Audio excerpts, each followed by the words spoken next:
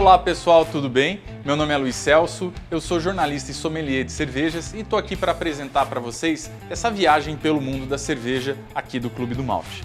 Hoje a gente vai falar um pouquinho sobre as bitters inglesas, né? Então a gente vai ter um grupo de estilos aí que são as bitters. Dentro desse grupamento você tem basicamente 3 estilos, tá? A Ordinary Bitter, a Special Bitter e a Extra Special Bitter. 3 cervejas muito próximas, mas se mudam bastante entre cada um dos estilos, tá? Você vai perceber daqui a pouquinho.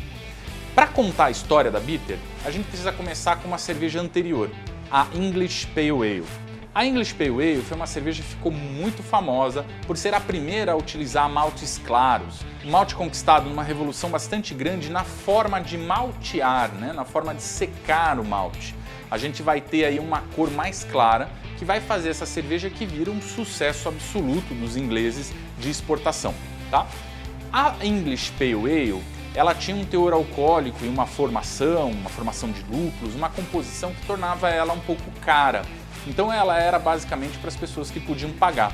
Quem não podia pagar, os proletários, começaram a pedir cervejas mais baratas. E aí que vem as bitters, né? Elas são suavizações dessa Pale Ale original em termos de álcool, em termos de quantidade de maltes, em termos de lúpulos utilizados, tá?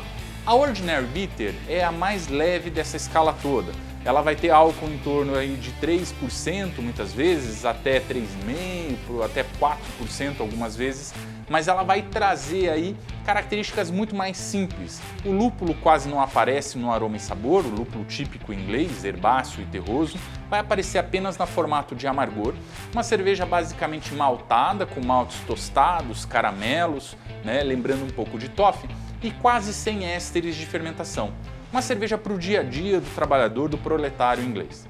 A Special Bitter é o segundo grau dessa evolução. Aí a gente tem uma bitter um pouco mais barata do que as Pale Ales nessa época e já com algumas vantagens, né? Ela já vai ser mais esterificada, ela tem, além da base de maltes muito parecida com a bitter, ela vai ter uma presença de lúpulo um pouco mais evidente no aroma e sabor, trazendo aí uma cerveja já para aqueles que queriam e podiam gastar um pouco mais.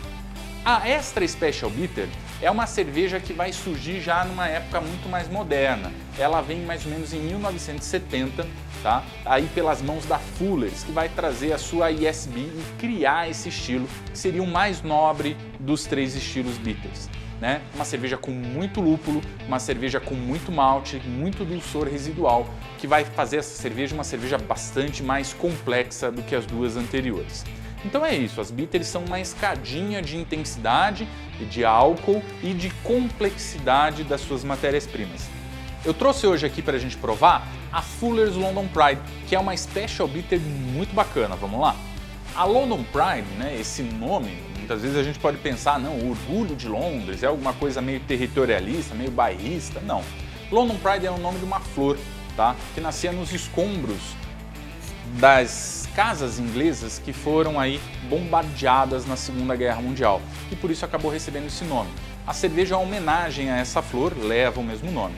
Ela é do estilo Special Bitter, então a gente está falando da escala intermediária, né, entre Ordinary e Extra Special Bitter. Uma cerveja muito fácil de ser bebida, né, apesar aí de uma boa presença de maltes que ela vai ter. Então a gente vai ter aqui uma cerveja de cor âmbar, uma cerveja bastante brilhante, como é característico desse rótulo, né, dessa cerveja em específico, com uma espuma médio-baixa.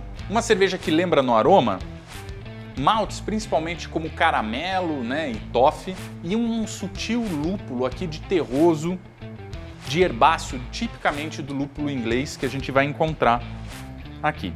Também vem um éster aqui, né, um frutado típico de fermentação que lembra um pouco de laranja, uma laranja mais fechada, uma laranja mais discreta.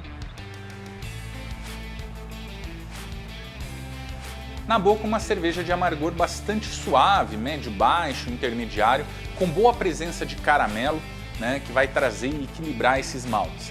No aftertaste, a gente vai ter aqui um terroso, né, bastante persistente, que a gente vai ficar, que é o lúpulo inglês se manifestando de uma forma muito mais aparente do que ele se manifestava no aroma. Uma cerveja fácil de beber, uma cerveja para você beber de pints e pints num bom pub inglês. Tá? Espero que vocês gostem, tá? É uma cerveja bastante bacana, saúde e boas cervejas.